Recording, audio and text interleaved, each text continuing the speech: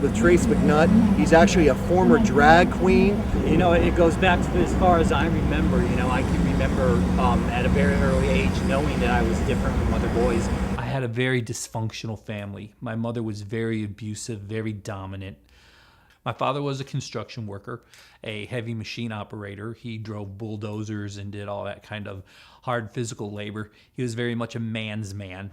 So not only did I not have the bonding with my father, I was completely, utterly, totally rejected by other boys my own age. Immediately, there was a rejection from the other kids. In fact, it developed into a form of rejection and abuse.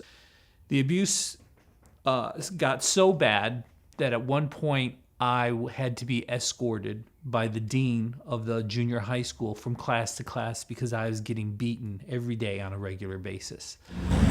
I just crawled into this shell and I had no friends, and then when I finally got out of high school, I just found that there was this whole other world of people who were just like me. And I became obsessed with the royalty of the gay community, and that would be drag queens. Strike a pose. Having an artistic nature myself and being involved in loving rock music and the theatrics of it, the fact that these men would go backstage and with just makeup and wigs transform themselves into a complete another creature fascinated me. And so when I got into the gay world, I immediately realized that the rock stars and the royalty of the gay world are the drag queens. So I said, you know what? I'm going to do that, but I'm going to take it a step further. So I took the idea of a drag queen and the idea of Marilyn Manson and a rock star, and I kind of morphed the two into each other. Basically not being neither a man nor woman, kind of an alien sexual deviant creation all of its own, and I named this persona Coma. I decided I was going to become a drag queen, a satanic version of a drag queen in the gay community. All of a sudden I was the huge star that I had planned out to be in the gay community. How did you end up transforming to where you're at today? How did that happen for you? Ended up homeless, lost my job through the cocaine and all this stuff, and all these gay friends and family I thought I had were nowhere to be found. I had hit my own personal rock bottom. I didn't have a job anymore. I had no money coming in. The drugs had so consumed me that I couldn't get work as Coma anymore. And I had no family, no mother, no father. My sister was basically non-existent at this point. My car had been repossessed, so I had no car, no job, and I had 3 days to get out of my apartment.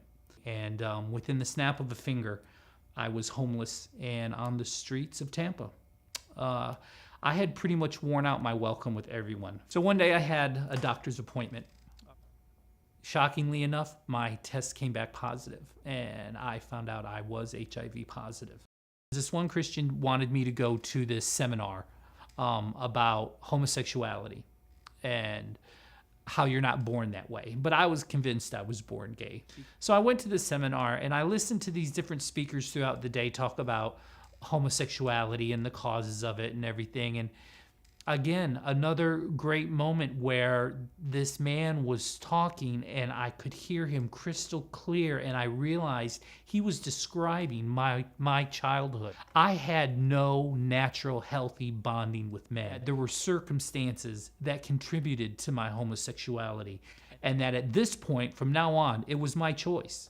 I was not born gay. And I walked into the church on this Sunday morning, and I sat down and I listened to the service. And so at the end of the service, a man comes up to me, and his name was Adam, and he reached out to me and introduced himself. And I could tell just from the look in his eye that he was real and he was genuine. And he wasn't freaked out by me, by the way I looked, or anything I had to say. And I tested him, and he was pretty faithful and true, and he was there for me. I walked away from the gay community. I walked away from Coma. I packed up the makeup. I threw out the clothes. I canceled all my bookings. I had to get on the phone that morning because I had shows booked that entire night, plus hosting a male underwear fashion show, and I canceled them all. I was starting to literally be transformed visually and spiritually.